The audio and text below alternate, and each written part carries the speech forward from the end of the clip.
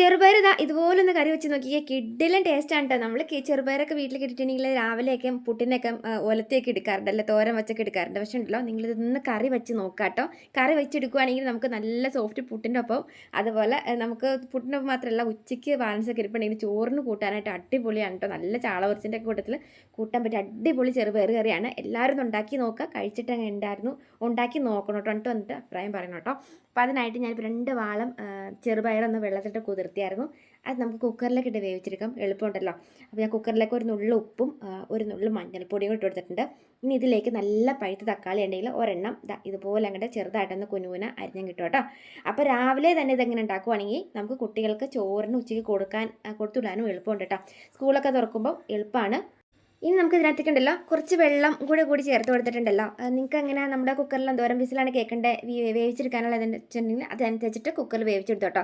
ഞാനിപ്പോൾ ഒരു ഏകദേശം ഒരു 3 വിസിൽ അടുപ്പിച്ചായിരുന്നു കേട്ടോ. ഇതുപോലെ നന്നായിട്ടൊന്ന് വെന്ത് കിട്ടിയിട്ടുണ്ട് കേട്ടോ. അതായത് ഇതുപോലെ ഒന്ന് വെന്ത് ഇടിപ്പിക്കുക കേട്ടോ. ചെറുപയറായതുകൊണ്ട് പെട്ടെന്ന് അങ്ങോട്ട് വെന്ത് കുഴഞ്ഞോളും. അപ്പോൾ ഇതുപോലെ ഇനി നമുക്ക് മസാല തയ്യാറാക്കാവേ. നമുക്ക് ചട്ടിയിലേക്കുണ്ടല്ലോ ഒരു കുറച്ച് കടുകിട്ട് പൊട്ടിക്കണേ. കടുകിട്ട് പൊട്ടിച്ചതിലേക്ക് നമുക്ക് ആവശ്യത്തിന് കറിവേപ്പില കേട്ടോ. കറിവേപ്പിലയുടെ കൂട്ടത്തിലേക്ക് 2 വറ്റൽമുളകും കൂടി അങ്ങ് പൊടിച്ചിട്ട് കൊടുക്കുകയാണെങ്കിൽ അപാരമാണ്, ടേസ്റ്റും ആയിരിക്കും കേട്ടോ. ഇനി നമുക്ക് ചെറിയ ഉള്ളിയല്ല, ചുവന്നുള്ളി നിങ്ങൾക്ക് വേണമെങ്കിൽ ഇട്ട് കൊടുക്കാം. ഞാൻ സവാളയാണ് ഇട്ടേക്കുന്നത്. പിന്നെ നമുക്ക് വെളുത്തുള്ളിയും കൂടെ കൂടിയിട്ട് ഇതുപോലെ ഇട്ട് കൊടുത്തിട്ട് സവാള വെളുത്തുള്ളി നമ്മുടെ ഈ ഒരു എല്ലാ കൂട്ടുകളും കൂടി ചേർത്തിട്ട് നന്നായിട്ടൊന്ന് വഴറ്റി കൊടുക്കാം കേട്ടോ. ഇനി വയന്ന് വന്നതിലേക്ക് നമുക്ക് 1 സ്പൂൺ മല്ലിപ്പൊടി കേട്ടോ. ശരിക്കും ഗ്രീൻ പീസ് കറി വെക്കത്തില്ലേ മസാല ഇട്ടിട്ട്, അതുപോലെ ഇരിക്കും, അത്രയും ടേസ്റ്റാണ് കേട്ടോ. ഇനി മല്ലിപ്പൊടി, അതിൻ്റെ കൂട്ടത്തിലേക്ക് 1 സ്പൂണോളം മുളക് പൊടി കേട്ടോ. നന്നായിട്ടൊന്ന് വഴറ്റി കൊടുക്കുക. വയന്ന് വന്നു കഴിഞ്ഞപ്പോൾ നമുക്ക് അതിനകത്തേക്ക് ഉണ്ടല്ലോ കുറച്ച് ഗ്രാമ്പു ഏലക്ക പട്ട പൊടിച്ചതുണ്ടെങ്കിൽ അത് അതിലേക്ക് ഇട്ടോട്ടോ. ഞാൻ ഇട്ടിട്ടുണ്ടായിരുന്നു, എപ്പോഴും ഇട്ടു, അത് സ്കിപ്പായി പോയിട്ടുണ്ട്. ക്യാമറ ഓൺ ആണെന്ന് കേട്ടോ ഞാൻ ഓർത്ത്. അപ്പോൾ ഞാനിപ്പോൾ അത് ഇട്ടിട്ടുണ്ടായിരുന്നു. അതിൽ നിങ്ങൾ ഇട്ട് കൊടുക്കുക. അതിലേക്ക് നമുക്കുണ്ടല്ലോ ഈ നമ്മുടെ വേവിച്ച് ചേക്കുന്ന തക്കാളിയും പയറും ഉണ്ടല്ലോ, അതങ്ങനെ അതിനകത്തേക്ക് കൊട്ടിക്കോട്ടോ. അതങ്ങനെ കൊട്ടിയിട്ട് ഒന്ന് മൂടി വെച്ചൊന്ന് തിളപ്പിക്കാം. ഒരു 2-3 സെക്കൻഡ് നേരം തിളച്ച് വരുമ്പം നമുക്ക് ഉപ്പിട്ട് കൊടുക്കാം കേട്ടോ. ഉപ്പുണ്ടോ എന്ന് നോക്കുക, ഉപ്പില്ലെങ്കിൽ ഉപ്പിട്ട് കൊടുത്താൽ മതി. ഇനി നമുക്ക് ലാസ്റ്റാമത്തെ പരുവാകുമ്പോൾ കുറച്ച് ഗ്രാമ്പു ഏലക്ക പട്ട പൊടിച്ചതുണ്ടെങ്കിൽ ഇട്ട് കൊടുത്തോ. അതല്ലെങ്കിൽ നമ്മുടെ വീട്ടിൽ ഈ ചിക്കൻ മസാലയുടെ പൊടി ഇരിപ്പുണ്ടാവില്ലേ, അതുണ്ടെങ്കിൽ ഒരു 1/2 സ്പൂൺ ഇട്ട് കൊടുത്താൽ മതി കേട്ടോ. ഇത് നന്നായിട്ടൊന്ന് കൂട്ടി ഇളച്ച് തിളച്ചൊന്ന് സെറ്റായി വരാനായിട്ടൊന്ന് അത് വെയിറ്റ് ചെയ്യാം കേട്ടോ. നല്ല കുറുകിയ നല്ല അടിപൊളി കറിയാണ്. ഇതിന്ന് നല്ലൊരു മണമുണ്ട്, ഒന്നും പറയാനില്ല, എല്ലാവർക്കും ഇഷ്ടപ്പെടും.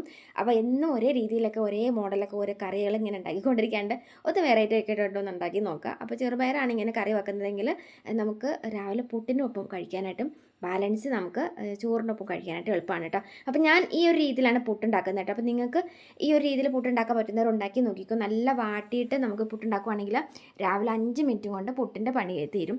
ബാലൻസ് പുട്ടിരിപ്പുണ്ടെങ്കിൽ വൈകുന്നേരത്തേക്ക് നമുക്ക് കുട്ടികൾക്ക് കൊടുക്കുകയും ചെയ്യാം കേട്ടോ. അപ്പോൾ ഞാനിപ്പോൾ എടുത്ത് വെച്ചേക്കുന്നത് ഒരു 1.5 ഗ്ലാസ് വെള്ളമാണ്.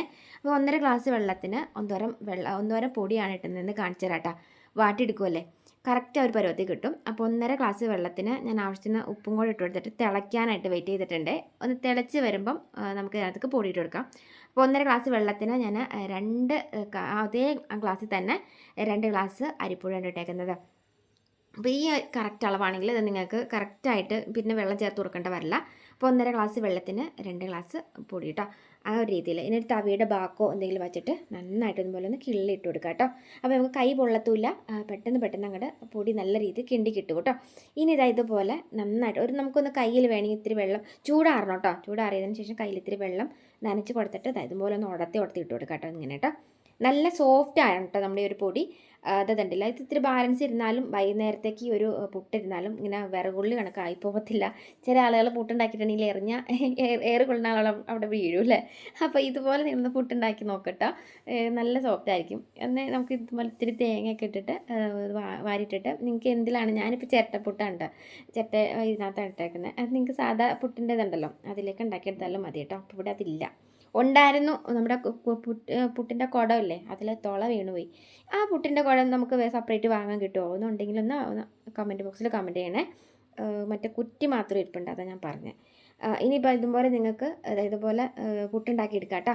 ഈ പുട്ടിൻ്റെ ഒപ്പം നമുക്ക് ഈ ഒരു കറി ഉണ്ടെങ്കിൽ സൂപ്പർ ടേസ്റ്റാണ്. ഉണ്ടാക്കി നോക്കാം കേട്ടോ. എല്ലാവരും ഉണ്ടാക്കി നോക്കിയിട്ട് എങ്ങനെ ഉണ്ടായിരുന്നു എന്ന് അഭിപ്രായം പറയണേ. നിങ്ങൾക്ക് വീഡിയോ ഇഷ്ടപ്പെട്ടിട്ടുണ്ടെങ്കിൽ ഒന്ന് ഷെയർ ചെയ്ത് ഫ്രണ്ട്സിലേക്ക് എത്തിക്കുക, അമ്മമാരിലേക്ക് എത്തിക്കുക. അപ്പോൾ കഴിച്ചിട്ട് എങ്ങനെ ഉണ്ടായിരുന്നു, ഇഷ്ടപ്പെട്ടോ, ടേസ്റ്റ് ഉണ്ടോ എന്ന് അഭിപ്രായം കൂടി ഒന്ന് പറഞ്ഞു കേട്ടോ. അപ്പോൾ നല്ലവണ്ണം കാണാം. ഇതുവരെ നമ്മുടെ ചാനൽ ഫോളോ ചെയ്ത ഫ്രണ്ട്സ് അല്ലേക്കാണ് വീഡിയോസ് കാണുന്നതെങ്കിൽ ചാനൽ ഫോളോ ചെയ്ത് വയ്ക്കാൻ മറക്കല്ലേ. നിങ്ങൾക്ക് വീഡിയോ ഇഷ്ടപ്പെട്ടിട്ടുണ്ടെങ്കിൽ ഷെയർ കൂടി ചെയ്യാൻ മറക്കല്ലേ കേട്ടോ. അപ്പോൾ നല്ലവണ്ണം കാണാവേ. ബൈ.